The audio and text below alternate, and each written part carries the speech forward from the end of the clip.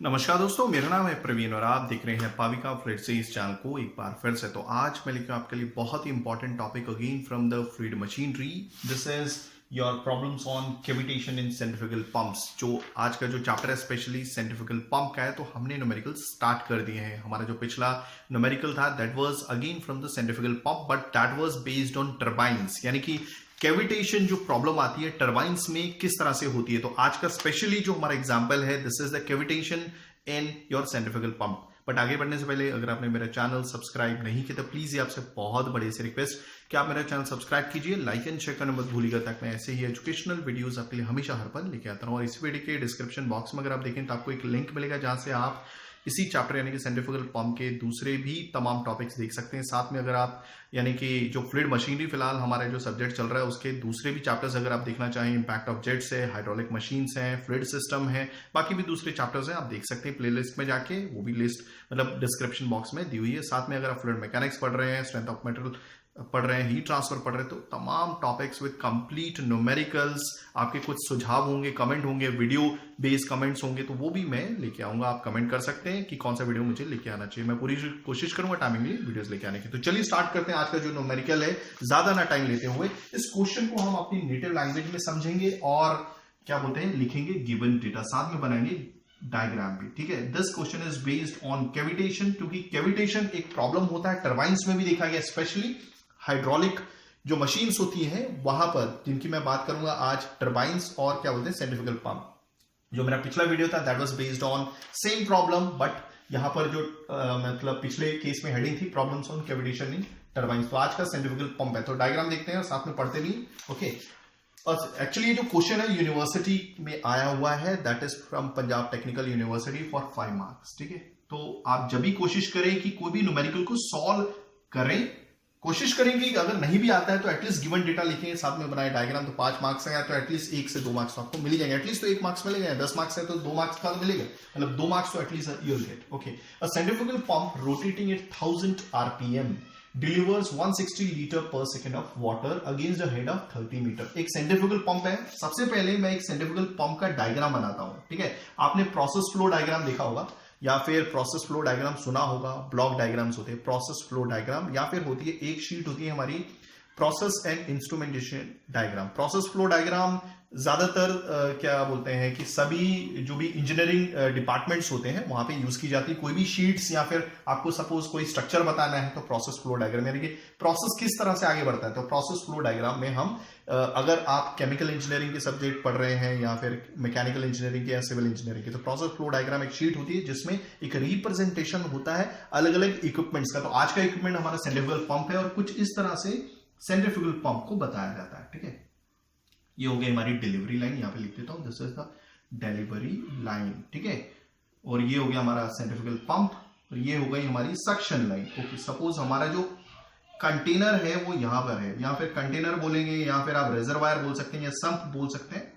ठीक है, संप और रिजर्वायर। ठीक है, तो ये हो गया हमारा डायग्राम। चलिए आगे बढ़ते हैं। ओके, तो ये जो देखिए इसका मैं इंपेलर भी मैं यहां पे बना देता हूं। ये कुछ इस तरह का इंपेलर है जो अंदर रोटेट हो रहा है और ये डायरेक्टली कपल्ड रहेगा आपके मोटर की शाफ्ट के साथ। ठीक है, तो ये रोटेट हो रहा है आपका सेंट्रीफ्यूगल पंप 1000 आरपीएम पे। ठीक है, तो यहां पे आरपीएम को मैं यहां पे डिनोट करूंगा एन से, दैट इज योर 1000 आरपीएम। ठीक है, ओके, साथ में बता रहा था कि ये जो पंप है ये कितना फ्लो रेट लेके जा रहा है, कितना बहाव लेके जा रहा है। ठीक है, flow rate that is your 160 litre, और जो फ्लो रेट का सिंबल होता है that is your Q. Okay, और कितना दिया हुआ है 160 लीटर पर सेकेंड। और मैंने बोला था आपको कि जब भी कोई भी डेटा दिया हुआ है तो उसे कोशिश कीजिए SI यूनिट में कन्वर्ट करने के लिए। तो फ्लो रेट की SI यूनिट होती है मीटर क्यूब पर सेकेंड। तो अगर आप इस 160 लीटर पर सेकेंड को 1000 से डिवाइड करेंगे तो ये कन्वर्ट हो जाएगा 0.16 मीटर क्यूब पर सेकेंड में। ठीक है, ओके, आगे बढ़ते हैं। Against the head of 30 metre, मतलब कितनी हाइट तक वो पहुंचा रहा है, कहने का मतलब है यहां से लेकर यहां तक की जो हाइट है जहां पर ये पानी डाल रहा होगा, यहां पर डाल रहा होगा कहीं पे। ठीक है, तो कितनी हाइट है, दिस इज योर 30 मीटर। तो ये 30 मीटर क्या है, this is the manometric height. ठीक है, तो they have given manometric height कितनी है 30 मीटर। आगे बढ़ते हैं। Okay, the pump is installed at a place where atmospheric pressure is 1 × 10⁵ pascal absolute and vapour pressure of water is 3 kilo pascal absolute. बोल रहा है कि जो पंप है जिस जगह पे इसे रखा गया है, इंस्टॉल किया गया है, यहां पर स्थापित किया गया है, ठीक है, उस जगह पे जो एटमॉस्फेरिक प्रेशर है, सपोज आपके घरों में, एक चीज बताना चाहूंगा, सेंट्रीफ्यूगल पंप आपके घरों में ही आपको देखने को मिल जाएगा, जिससे आप पानी चढ़ाते हैं। सपोज अगर पानी नहीं आ रहा है आपकी लाइन में, तो आप डेफिनेटली सेंट्रीफ्यूगल पंप ही खरीद के लेके आएंगे, जो बहुत सस्ता है। हर फार्मास्यूटिकल इंडस्ट्री, हर कंपनी में आपको ये यूज होता हुआ दिखेगा, क्योंकि ये बहुत वर्सेटाइल पंप है। रेसिप्रोकेटिंग पंप्स भी होते हैं, मगर वो स्पेशल पर्पस पंप होते हैं जहां पे फिक्स फ्लो रेट चाहिए, ठीक है। इसको आप एक फ्लो रेट की रेंज में ऑपरेट करा सकते हैं, ठीक है, अगेंस्ट वेरियस हेड्स।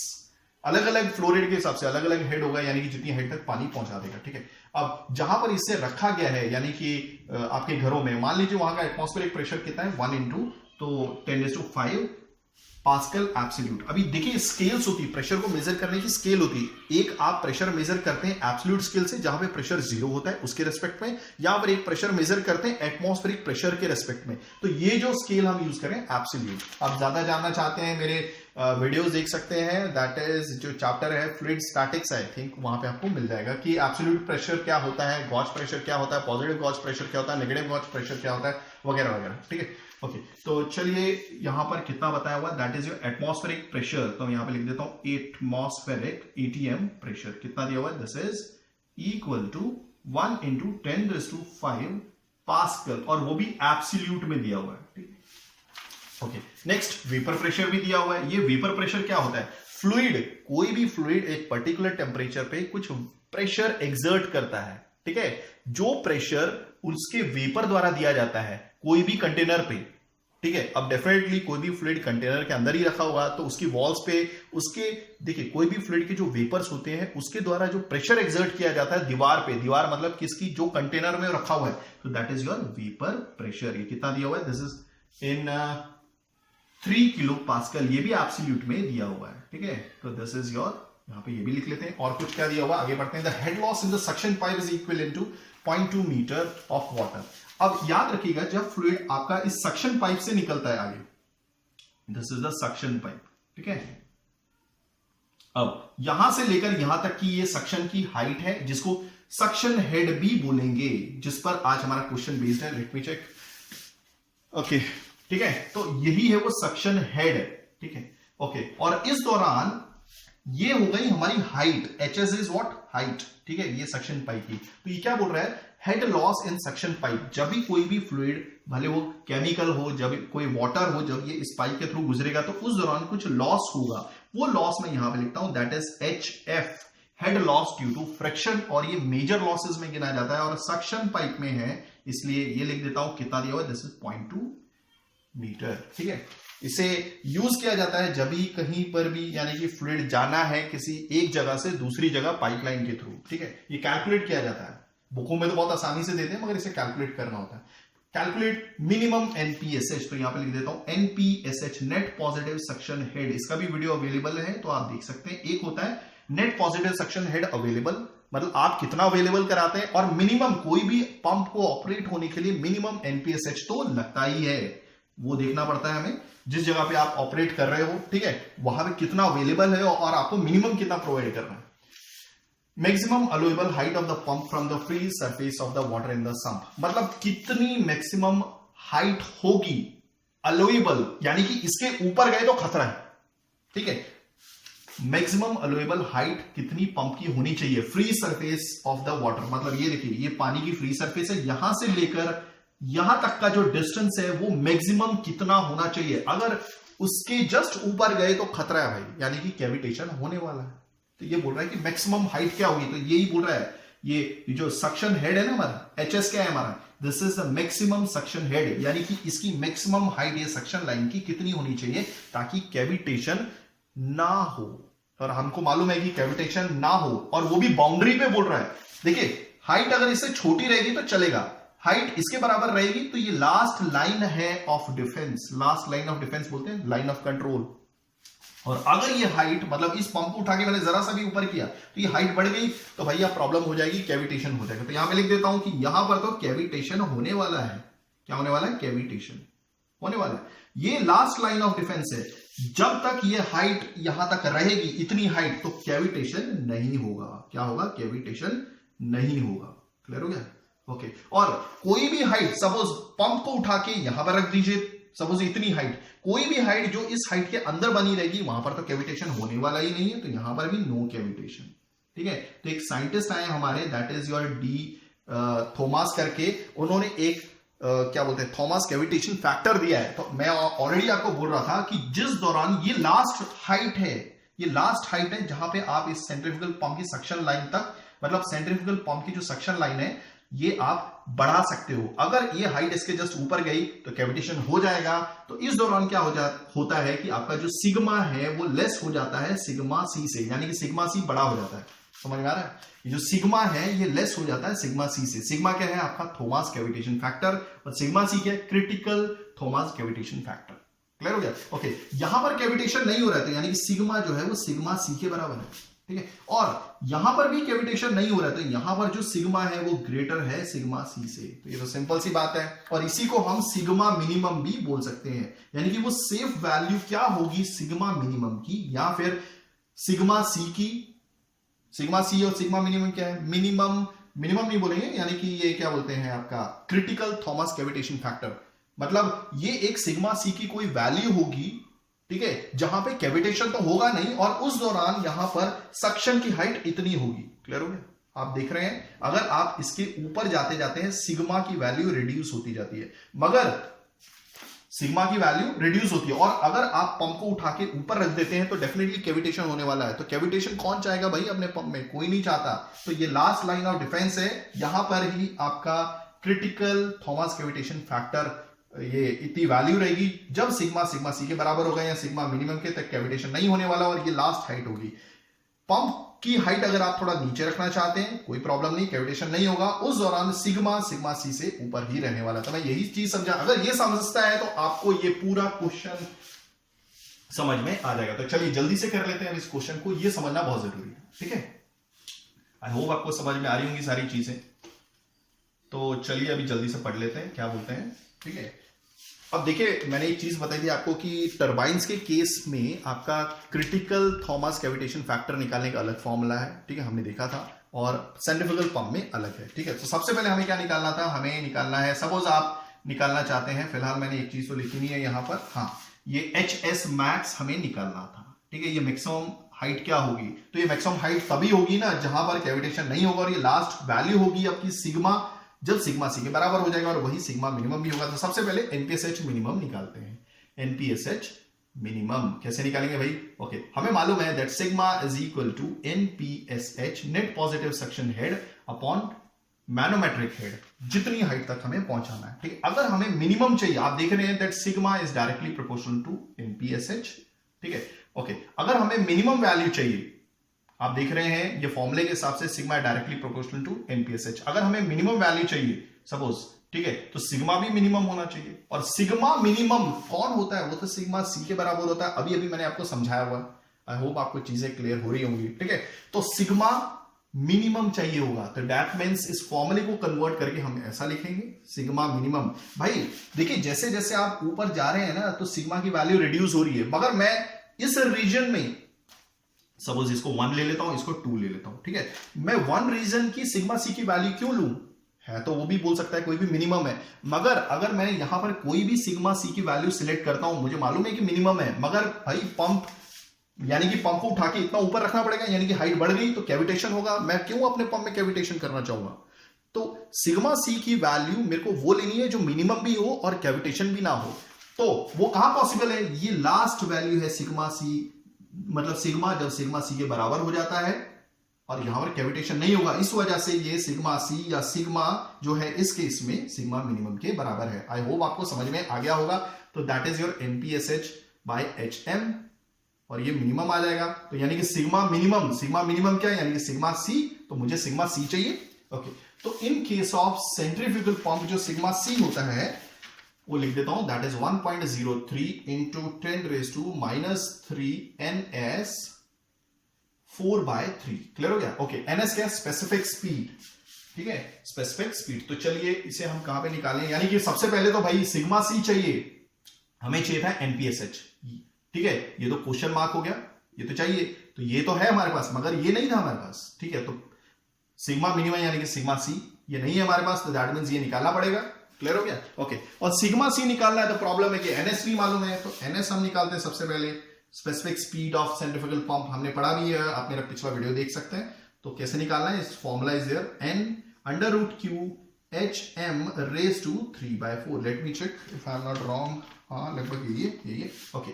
ये है आपकी speed of the centrifugal pump, ये है फ्लो रेट और ये है मैनोमेट्रिक हेड। तो यहाँ पे फट से हम जल्दी फॉर्म मतलब वैल्यूज पुट कर देते हैं। एन याद रखिएगा, इस फॉर्मूले के हिसाब से एन आरपीएम में होना चाहिए, फ्लो रेट मीटर क्यूब पर सेकंड में होना चाहिए, तो देयरफॉर 0.16, ठीक है। एच एम वो मीटर में चाहिए, क्योंकि हाइट ऐसा यूनिट जो height, diameter, length, breadth, width सब मीटर में चाहिए।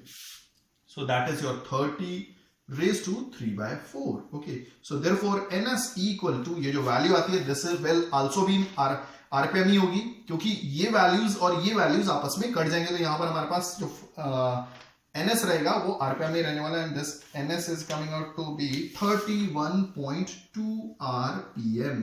हो गया क्लियर?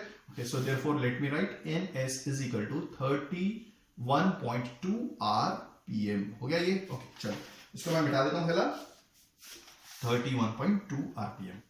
तो फिलहाल मैं यहां पर पुट कर लेता हूं, देखो sigma C is equal to 1.03 into 10⁻³ okay into 31.2 raise to 4/3। हो गया?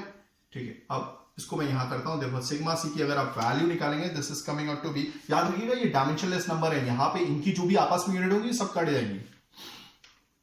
Okay, so this is coming out to be 0.1012। तो ये आ गया हमारा क्रिटिकल थॉमस कैविटेशन फैक्टर। ये एक साइंटिस्ट थे जिन्होंने सिग्मा की वैल्यू का यूज करके कैविटेशन बताया कि होगा या नहीं होगा, ठीक है। So therefore this is 0.1012। I hope आपको इस डायग्राम से काफी अच्छा समझ में आ गया होगा, ठीक है। तो ये हो गया हमारी क्रिटिकल वैल्यू, सिग्मा सी आ गया, तो दैट मींस अब हम क्या करेंगे, यहां पर पुट कर देंगे, हमारा एनपीएसएच मिनिमम आ जाएगा। तो फिलहाल मैं इसको भी मिटा देता हूं। चलिए, हो गया ये भी। आई होप आपने नोट कर लिया होगा, आप कमेंट कर सकते हैं, मैं पूरी कोशिश करूंगा टाइमली वीडियोस लेके आने की भी। और प्रॉब्लम क्या हो रहा है कि कुछ वीडियोस अब मेरे से यानी कि थोड़े डिले हो रहे थे, मैं कोशिश करूंगा नहीं हूं। Sigma C into H M, okay, so therefore NPSH minimum क्या होगा, एचएम कितना है 30, सिग्मा सी कितना था 0.1012।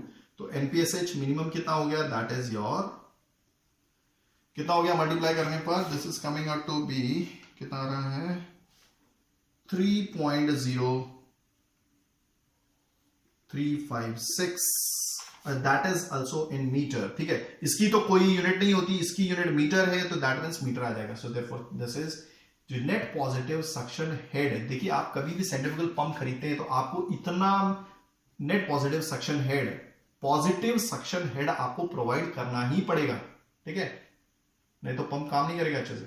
सो देयरफॉर 3.0, हाँ आप कोशिश करें कि हमेशा नेट पॉजिटिव सक्शन हेड इससे ज्यादा ही हो, यानी कि अवेलेबल ज्यादा हो, ठीक है। ये हो गया 3.056, तो हमारा एनपीएसएच निकल गया है, ठीक है। चलिए ये तो हो गया हमारा, अब आगे बढ़ते हैं। तो यहां पर तो कैविटेशन नहीं हो रहा था, इसी का बहुत फायदा है भाई। ओके, चलिए आगे बढ़ते हैं अभी। तो अब हमें क्या करना है, एच एस मैक्स, यानी कि इसकी मैक्सिमम हाइट क्या होगी। अब भैया कि अगर मैक्सिमम हाइट हमें चाहिए तो उस दौरान तो आपका सिग्मा सी के बराबर है। तो हमारे पास ऑलरेडी फॉर्मूला था, क्या था, that sigma equal to NPSH upon H M. इसी को हम और अच्छे से लिख सकते हैं, दैट इज एनपीएसएच क्या होता है भाई, एटमॉस्फेरिक प्रेशर। ये H जो है ये एटमॉस्फेरिक प्रेशर हेड है। यहां पर याद रखिएगा हम प्रेशर को, देखिए इसके अंदर जो भी फ्लूइड है, मान लीजिए पानी, ठीक है, पानी होगा। फिलहाल क्वेश्चन में तो हमने कहीं पे पानी, शायद पानी होगा, मेरे ख्याल में डेफिनेटली होना चाहिए, ठीक है।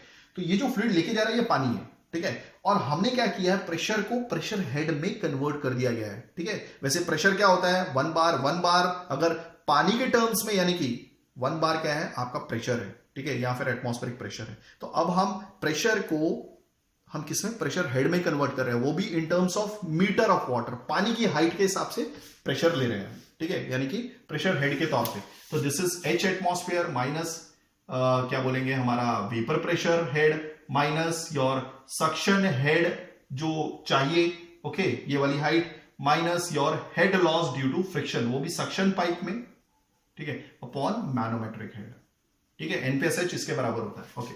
अब क्योंकि हमें ये मैक्सिमम चाहिए, तो मैक्सिमम कहां पर होगा, जब सिग्मा सी के बराबर हो जाएगा, तो मैं इस सिग्मा को सिग्मा सी से रिप्लेस कर दूंगा, हो गया, ओके। अब जरा देखिए सिग्मा सी तो ऑलरेडी हमारे पास है, दिस इज 0.1012, ओके, ये इधर आ गया। एचएम की वैल्यू हमारे पास ऑलरेडी थी 30, ओके। अब ये एटमॉस्फेरिक प्रेशर क्या है, नहीं, एटमॉस्फेरिक प्रेशर हेड है, ठीक है। अब थोड़ा सा गौर से देखिएगा यहां पे, अब देखिए हमारे पास जो एटमॉस्फेरिक प्रेशर है वो पास्कल में है, 1 × 10⁵ पास्कल एब्सोल्यूट, ठीक है। तो मैं क्या करूंगा, इस प्रेशर को मींस प्रेशर हेड में कन्वर्ट कर दूंगा, इस एटमॉस्फेरिक प्रेशर को एटमॉस्फेरिक प्रेशर हेड में कन्वर्ट कर दूंगा। आपको मालूम है कि हमारे पास एक रिलेशन होता है जो पास्कल से हेड की तरफ जाएगा, ठीक है, वो है 101,325 pascal gives 10.33 metre of water. याद रखिएगा, मैंने प्रेशर को in terms of pressure head में कन्वर्ट कर दिया, वो भी in terms of metre of water में, ठीक है। आप चाहें तो जो भी फ्लूइड है, सपोज अगर डीजल भेज रहे हैं तो डीजल के हिसाब से आपकी हाइट हो जाएगी, ठीक है। तो आपके पास कितना है, पहले एक रिलेशन चाहिए पास्कल से मीटर ऑफ वाटर में, तो आपके पास क्या प्रेशर है, 1 × 10⁵ पास्कल में कितना होगा, तो ये सिंपल है, 10.33 मीटर ऑफ वाटर। यहां पे लिखिए, ये जो वैल्यू है ये नीचे आ जाएगी 101,325 पास्कल, ओके। ये वाली वैल्यू सामने आ जाएगी 1। काफी लोगों को यानी कि स्टूडेंट्स को कंफ्यूजन होता है, तो मैं यहाँ पे साफ साफ करके बता रहा हूँ, ये कैंसिल हो गया, तो इसको आपस में अगर डिवाइड करेंगे तो 1 × 10⁵ पास्कल जो होगा वो कितना कन्वर्ट होके आएगा, this is coming out to be 10.195 metre of water. तो हमने कन्वर्ट कर दिया इसको, कहां पे, इसको कन्वर्ट कर दिया इसमें, देखिए, ठीक है।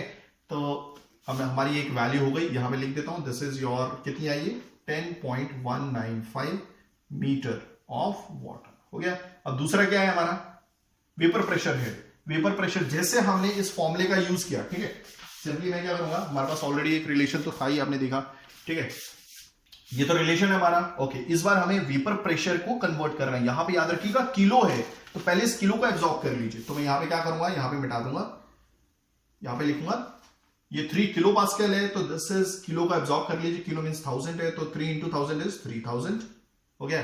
तो ये क्या आएगा, यहां पर ये वैल्यू ऐसे आएगी, ये वैल्यू नीचे आएगी, और सामने क्या आ जाएगा, दैट इज योर 3000 पास्कल। अभी पास्कल पास्कल कैंसिल, तो यही चीज यानी कि 3000 पास्कल कितना कन्वर्ट होके आ जाएगा, अगर आप डिवाइड करेंगे, this is coming out to be 0.31 metre of water. तो यानी कि यहां पर भी लिख देता हूं, थोड़ा सा स्पेस की कमी है तो फिलहाल ऐसे लिख रहा हूं, मीटर ऑफ वाटर, हो गया। चलिए, तो ये तो कन्वर्जन आई थिंक आपने समझ गए होंगे कैसे करते हैं ये, ओके। चलिए, तो इसको मैंने यहां पर मल्टीप्लाई किया, मैंने मिटा दिया क्या, 0.1012 इंटू HM की वैल्यू 30 थी, एटमॉस्फेरिक प्रेशर कितना था, नहीं, pressure head 10.195, okay. Vapour pressure head कितना था, हमने ये लिखा हुआ है 0.31 HS।